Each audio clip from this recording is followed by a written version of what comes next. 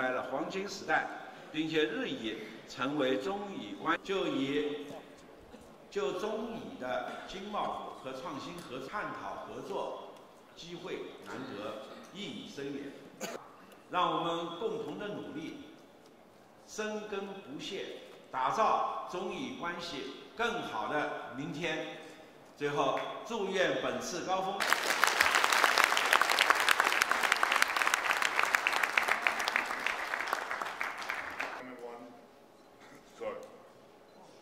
Chairman Wang Geng and all of you here from China and from Israel.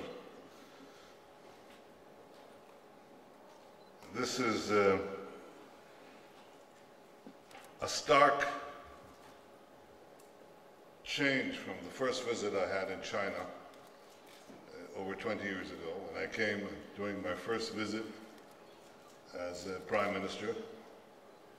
The streets were lined with bicycles, a lot of bicycles, few cars, some new buildings, but mostly old buildings.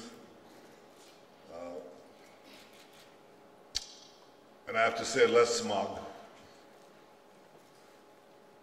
And you see the force, the great, enormous swirl of Chinese progress and Chinese ascendancy, with all its challenges and all its problems, assume its place on the world stage in a very exciting development in human affairs, and something that all nations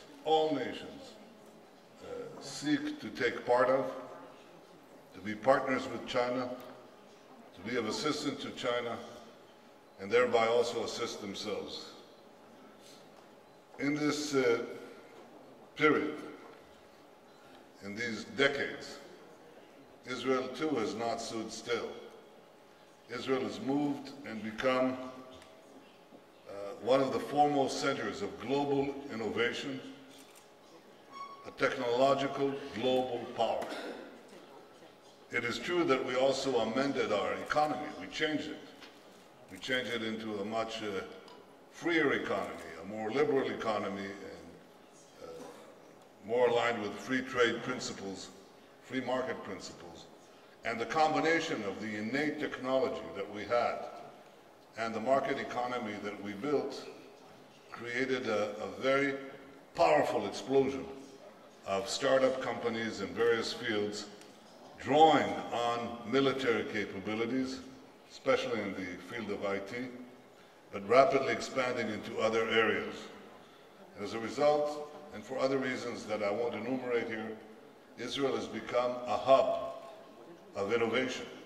Not just a hub of innovation, perhaps the other hub of innovation, of cross-fertilized innovation. That's one of the advantages of being small. People meet up and talk to each other. If you're a chemist, that you've just finished some work in the intelligence service, and you meet a pilot who just was discharged from the Israeli Air Force, and he has an idea of how to use the helmet for surgery, and you have the chemical that could be used in that same surgery, you actually join forces for something revolutionary in surgery. This is actually happening. And so it goes and it goes and it goes all the time. In that small country of Israel, you get gigantic leaps forwards in innovation with a structure of venture capital to finance it. So people leave their military service and they very naturally move into areas of entrepreneurship in high tech.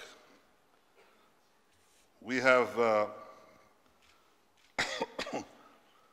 of course, the phenomenon that produces what I call mushrooms after the rain. So we have a lot of mushrooms because of this climate. It's very conducive to getting mushrooms. Startup companies that begin to grow, and they're picked. They're picked by American companies, they're picked by Chinese companies or by German companies. They produce the basic technology, and they're transferring it to someone else. That's fine.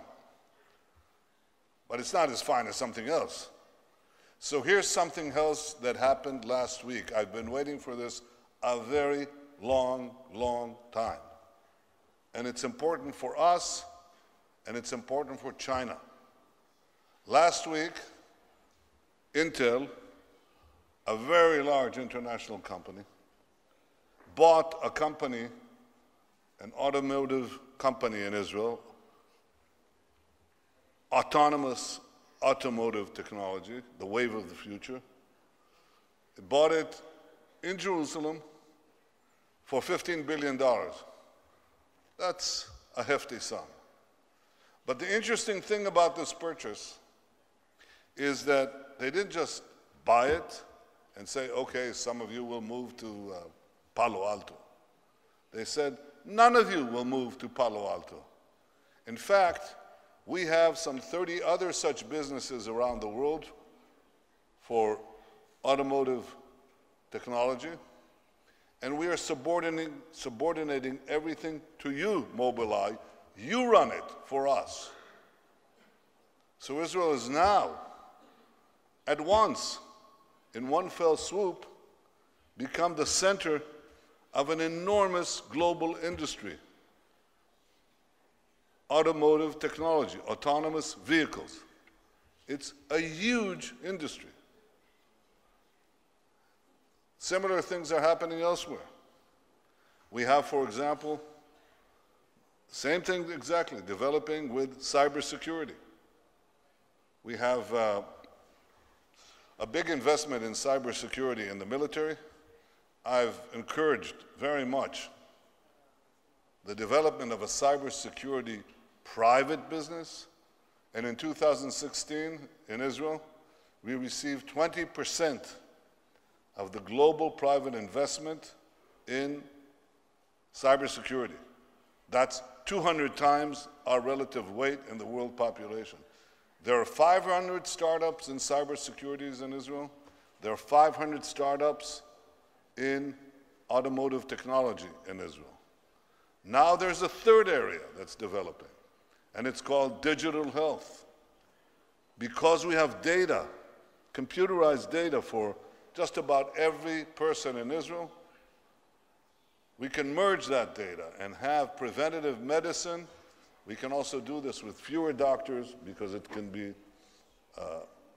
done by telemedicine. And we can also have targeted personal medicine because the data is so much better. This will elongate life and reduce diseases. These are huge industries. And I'll be remiss because I'm telling you there'll be many more. And one thing I've learned, at least from my background, is I don't know where the next great breakouts of genius will come. But it is clear. It is clear for Israel. It is clear for China. It's clear for everyone in the world. What is happening now is that every single field of human endeavor is becoming technologized. The distinction between high-tech and low-tech is no longer valid. Everything is becoming high-tech. Agriculture, high-tech. Water, high-tech. Air purification, high-tech. IT, of course, high-tech. Medicine, high-tech. Transport, high-tech. And so on, and so on, and so on. And the future now belongs to those countries who can innovate, who can upgrade their products and services for the betterment of their citizens with these new technologies. So here's the particular marriage that I see between Israel and China. I think that there is an extraordinary capacity for China to assume its rightful place as it's doing on the world stage. It depends on the consistent ability to elevate living standards with additional added value that can be supplied only by technology.